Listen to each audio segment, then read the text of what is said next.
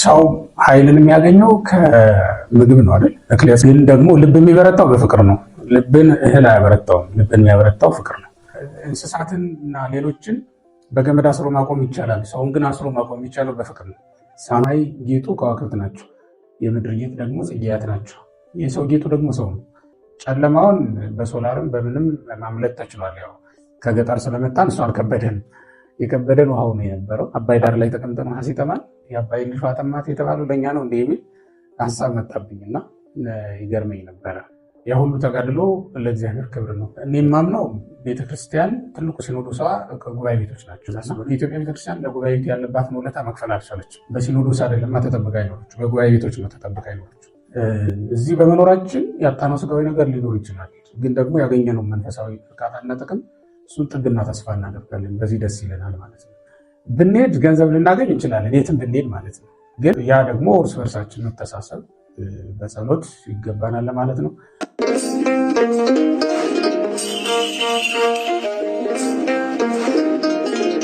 እንደምን ዋላችሁ? እሺ አባቶቼ፣ ወንድሞቼ ክብር ያድልልኝ፣ እግዚአብሔር ይስጥልኝ። በመጀመሪያ በጣም አመሰግናለሁ። ለዚህ ሁሉ ክብር የተገባው ነኝ ብዬ ባላስብም ያደረጋችሁትም ሁሉ ለጉባኤ ቤት ክብር ሲባል እንዳደረጋችሁ ተቆጥረዋለሁ እና ለእኔ ክብር እንዳልሆነ ስለምረዳ በተደረገው ነገር ደስተኛ ነኝ ለማለት ነው። ከሁሉም ነገር አስቀድሞ እግዚአብሔር እናንተን ለበጎ ነገር ያነሳሳ በጎ ነገር እንድታስቡ ያደረገ እሱ ነው እና ለቸርነቱ ክብርና ምስጋና ይግባው። በጣም ይገርማል። አይጠበቅም እንደዚህ እውነት ለመናገር የመጣ ነው የዛሬ ሳምንት ወይ እንደዚህ አካባቢ ይመስለኛል። በአጋጣሚ ቀረጻ ቆይተን ልክ እንደዚሁ መሽቶ እያለን የመጣ ነው። ያየንም ሰው ብዙ ያለ አይመስለኝም። እንዲህ ዞር ዞር ብለው እነሱም አዩ፣ ገዳሙን ጎበኙ፣ እዚህም ገብተን ወጣን።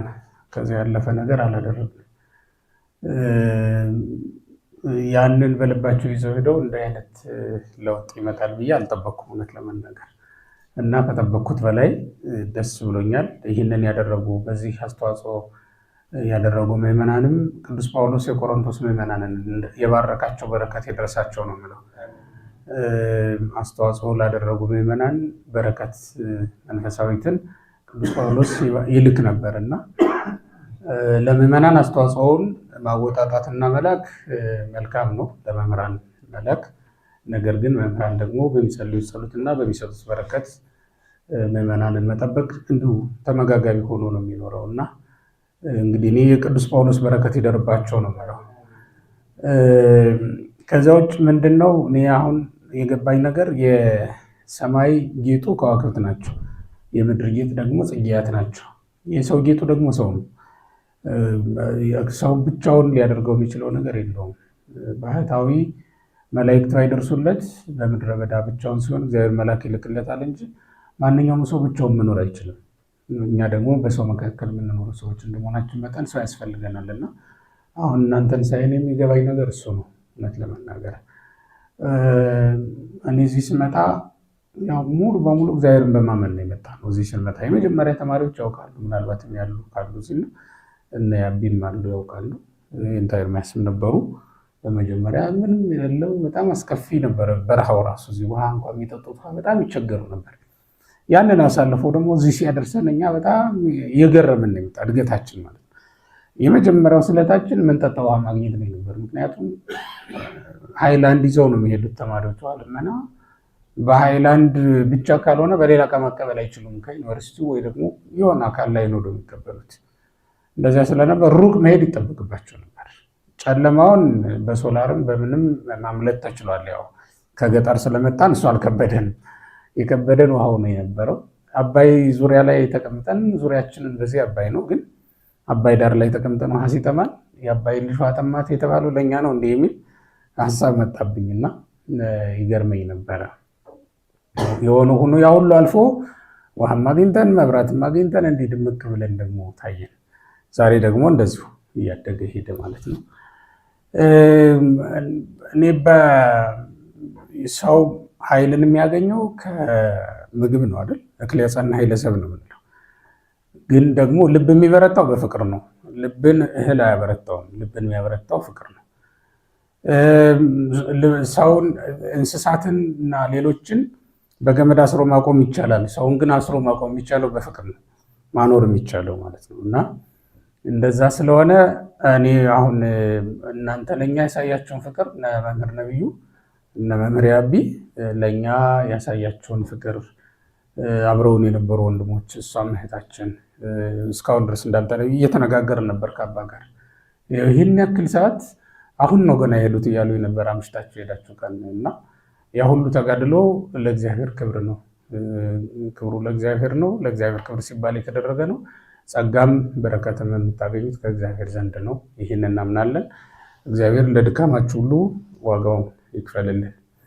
ጉባኤ ቤታችንን ደግሞ ባርኮ ምናልባትም ለቀጣይ ለሚመጣው ትውልድ ምሰሶ ሆነው ሊቆሙ የሚችሉ አምደ ሃይማኖት ሆኖ መቆም የሚችሉ መምህራን፣ አምደ ገዳማት ሆኖ መቆም የሚችሉ መነኮሳት እዚህ ውስጥ ሊነሱ ይችላሉ።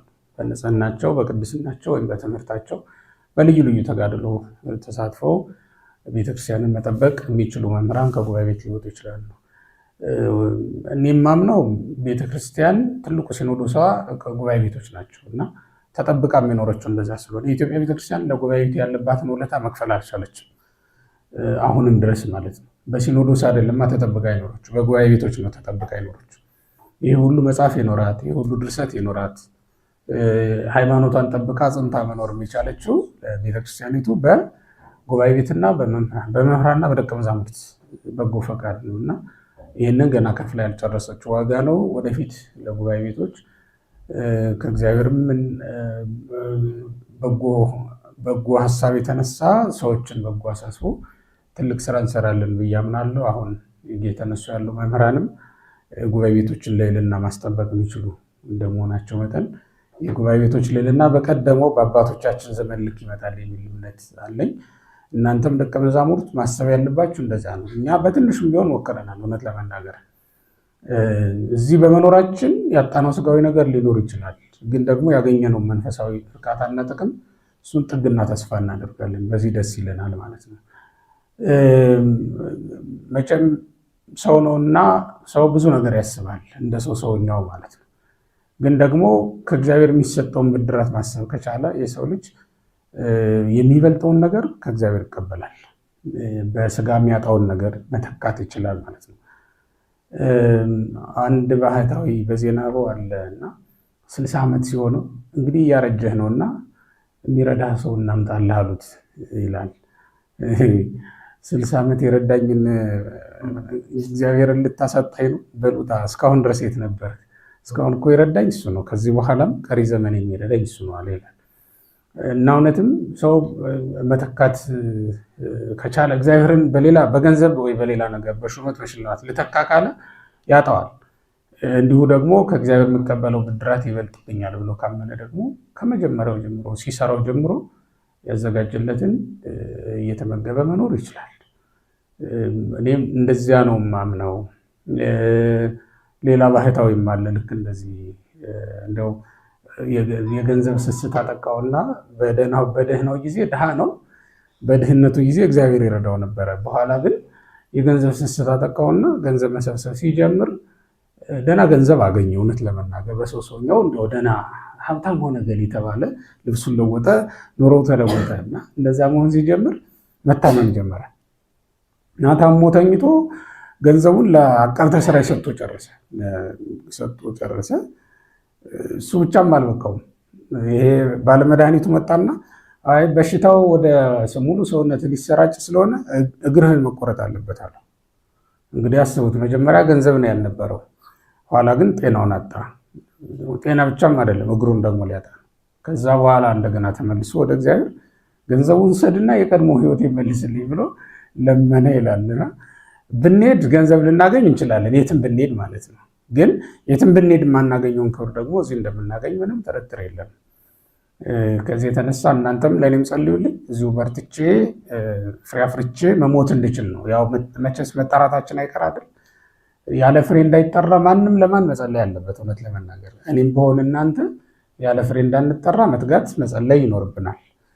ያ ደግሞ እርስ በርሳችን መተሳሰብ፣ በጸሎት ይገባናል ማለት ነው። እንግዲህ እውነት ለመናገር መምህር ነብዩ አሁን ያደረጋችሁት ትንሽ ይመስላችኋል እንጂ ቀላል ነገር አይደለም፣ ብዙ ነው።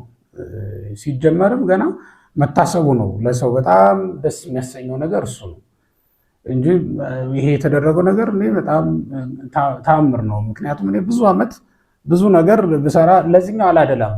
ማደላው ለእንትኖች ነው፣ ለሌሎች ለቋሚ ልማቶች ስለማደላ ይህንን ለመስራት አላሰብኩም። ብዙ ጊዜ ቢሮ ለማዘጋጀት ምን ለማለት መቀመጫ ወንበር እንኳን አልነበረኝም። አሁን ነው የገዙልኝ። ያንን ያደረግኩት ለምንድን ነው? ሌሎች ልማቶች መቅደም አለባቸው። ያንን ካስቀደም ይሄኛው አላቀስ ብሎ ይመጣል። አባቶቻችን ድንጋይ ላይ ተቀምጠው ውጭ ሜዳ ላይ ዛፍ ስር ሆኖ ነው ያስተማሩ። እኛ ደግሞ መጠለያ ቤት ካገኘን በቂያችን ነው በሚል ነው ብለን የቆየ ነው። አሁን ግን ለካ ለእናንተ ነበር ያዘገየው። ለዚያ ነው እውነት ለመናገር አሁን ሳስበው እንደዚያ ነው የገባኝ። ሰሪ ሌላ ሰው፣ ይሄ ለሌላ ሰው ስለተዘጋጀ አንተ የራስን ስራ ብለው ነው እግዚአብሔር። ስለዚህ እኔ ሌላው ነው ሳደ ላይ ነበር እንጂ በጣም ብዙ ሚሊዮን ብሮች እኮ አውጥተን ሰርተናል፣ ብዙ ፕሮጀክት ማለት ነው።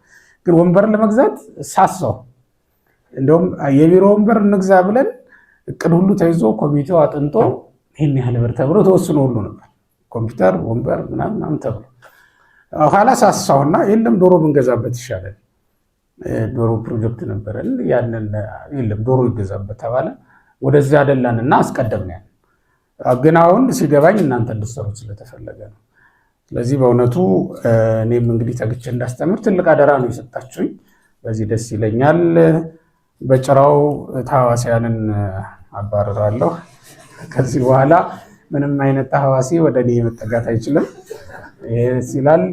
ይህንን ደግሞ ህማማቱ ሲያልፍ ለብሼው እንግዲህ ጎብለል እላለሁ፣ ፋሲካን አከብርበታለሁ ማለት ነው። ሌላም ፎጣውም ምኑም አለ፣ እንደዚያ ነው። መቋሚያውም አለ። ያው እንግዲህ አቋቋም ቤት ገባ እንደማለት ይመስላል ክቱ። ግን ግድ የለም የሆነ ቦታ ላይ ይዘዋለሁ እና እንደዛ አድርጌ እንትን እለዋለሁ። መልካም ነገር ነው በእውነት ሁሉም ደስ ብሎኛል። እኔ በጣም ደስ ብሎኛል። ከኔ በላይ ደግሞ እግዚአብሔርን እንደምታስደስቱት እናስደሰታችሁ ታምናለሁ። የእነዚህ ሁሉ ደቀ መዛሙርት ጸሎት በእናንተም እዚያም ደግሞ ሆነው ሩቅ ቦታ ሆነው በልዩ ልዩ ቦታ በልዩ ልዩ ሁኔታ እየኖሩ ገንዘባቸውን የላኩልን እህቶቻችንና ወንድሞቻችንንም እግዚአብሔር አምላክ ይጠብቅልን። በጣም አመሰግናለሁ። እኛ ለእናንተ ብድር መክፈል የምንችለው በገንዘብ አይደለም፣ በቁሙ አንመልስም። አስተምረን መምህር በመተካት ነው። ለቤተክርስቲያን ሰው በመተካት ነው ብድር መመለስ የሚችል መምህር እንደዛ በማድረግ ነው። እና ብድር ለመመለስ ያውቃል። እግዚአብሔር ይስጥልን።